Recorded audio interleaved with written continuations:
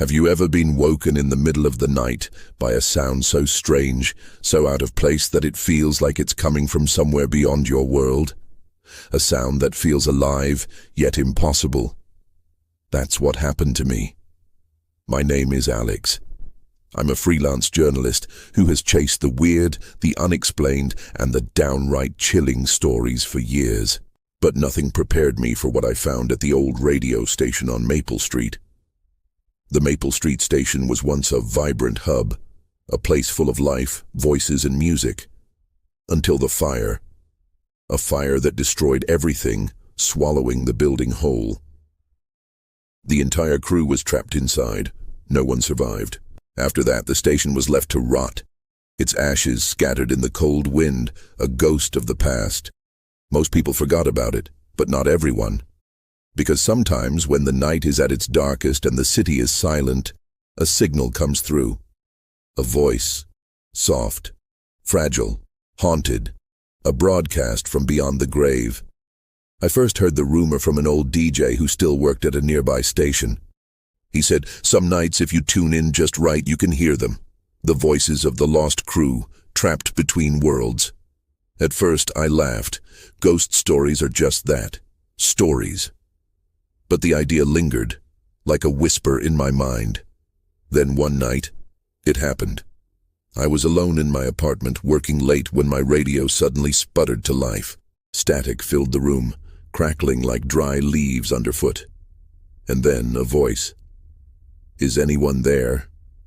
It was faint, broken, distant, but unmistakably real. My heart skipped a beat. I grabbed my recorder and pressed play. The voice told fragmented stories, snippets of conversations, old news reports, music from decades ago. But beneath it all, a message echoed. "Help us." The words sent a chill through my body. I started tuning in every night at exactly 3:17 a.m., the moment the broadcast would begin. I researched the station's history, digging through old newspaper archives and interviewing anyone who'd worked there. What I uncovered was chilling. Jonathan Crane, the station's lead engineer, was obsessed with pushing the boundaries of radio waves. He believed the radio could be used to contact the dead. He was conducting secret experiments, trying to open a door to the other side.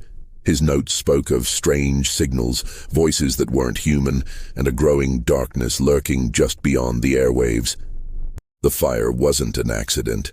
It was an attempt to contain whatever Jonathan had unleashed. But the containment failed. The broadcast continued, an eternal loop of lost voices trapped in the ashes. Determined to find answers, I visited the ruins of the station. The building was a skeleton, charred beams, shattered glass, smoke still faintly rising from the rubble. Inside, the air was thick with the smell of burnt wood and something else, something metallic and cold. As I descended into the basement, the static grew louder, pulling me toward the source. There, among the ruins, stood the old transmitter, still glowing with an eerie, unnatural light. The voice came from it, clearer than ever. "Help us." The temperature dropped suddenly. I felt a presence, a shadow flickering in the corner of my eye. "Who's there?" I whispered. The voice responded, desperate. "Trapped." Images flooded my mind, faces twisted in agony, eyes pleading for release from a fiery prison. I found Jonathan's journal nearby, half-burned but legible. His final entries were frantic, filled with fear and regret. He wrote about breaking the veil between worlds and unleashing something terrible. He begged for forgiveness and hoped someone would finish what he started, to close the door forever. Suddenly a cold hand grabbed my shoulder. I spun around. No one was there.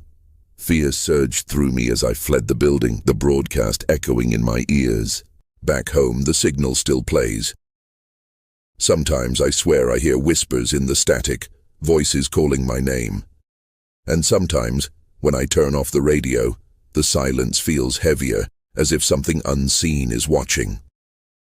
The last broadcast never ends, because some voices are never truly gone.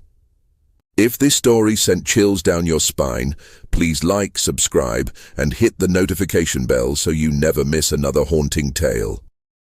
Have you ever heard a voice from beyond? Share your story in the comments. I'm listening, because some stories deserve to be heard, no matter how dark.